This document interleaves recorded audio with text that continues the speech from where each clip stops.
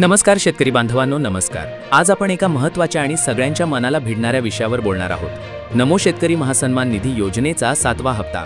मित्रांनो, आजच्या व्हिडिओमध्ये तुम्हाला मिळणार आहे 7व्या हप्त्याची खरी तारीख, किती रक्कम मिळणार, कोणाला हा फायदा होणार, सरकारचं नेमकं धोरण काय आहे आणि पुढे अजून काय बदल होऊ शकतात, म्हणून व्हिडिओ शेवटपर्यंत नक्की बघा। सुरुवातीला आपण थोडं मागे जाऊया। शेतकरी हा आपल्या देशाचा कणा आहे। शेतकरी सुखी तर देश सुखी असं आपण नेहमी म्हणतो, पण खरी परिस्थिती बघितली तर शेतकऱ्याला सर्वात जास्त कष्ट असूनही त्याच्याकडे नेहमीच तुटपुंज उत्पन्न असतं।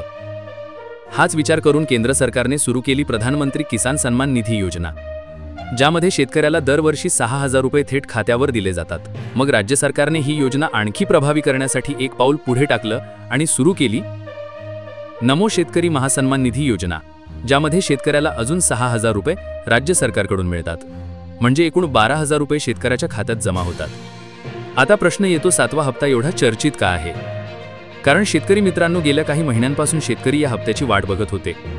एप्रिल ते जुलै 2025 या कालावधीसाठीचे पैसे थांबले होते। राज्य सरकारवर दबाव वाढत होता, कधी मिळणार, का मिळत नाही? सोशल मीडियावर, बाजारपेठेत, गावोगावात हाच प्रश्न होता आणि अखेर कृषी विभागाने शासन निर्णय काढला।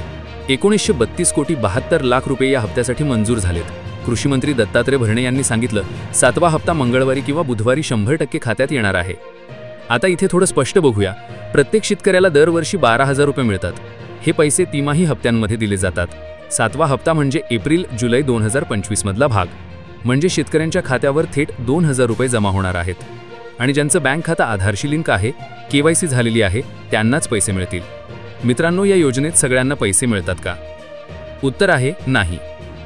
शेतकरी लहान किंवा सीमांत असावा, जमीन नोंदणीकृत असावी, पंतप्रधान किसान सन्मान निधीत नाव असणं आवश्यक, फसवणूक टाळण्यासाठी बँक खाता आधारला लिंक असणं गरजेचं।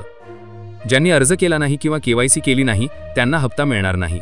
आता खरी गंमत सांगतो, सरकारनं विधानसभा निवडणुकीआधी एक मोठं आश्वासन दिलं होतं, ते म्हणजे या योजनेत आणखी 3,000 रुपयांची वाढ करणार। पण काय झालं? हे आश्वासन बासनात गुंडाळून ठेवलं गेलं।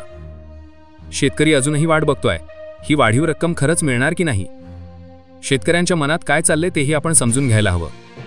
गावातल्या चौकात गप्पा असतात, कधी पैसे येणार रे? या सरकारवर भरोसा ठेवायचा की नाही? निवडणूक जवळ आली की पैसे देतात। शेतकऱ्यांच्या या भावना खरी परिस्थिती दाखवतात।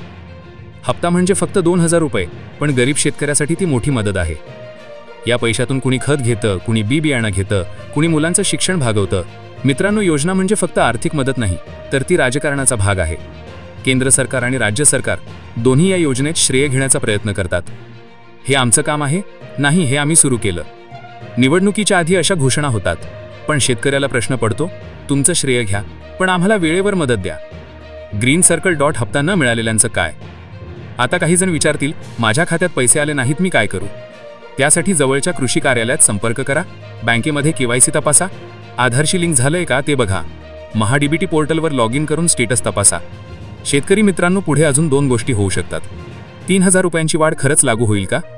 नवीन लाभार्थी जोडले जातील का? यावर पुढच्या काही महिन्यांमध्ये निर्णय होण्याची शक्यता आहे।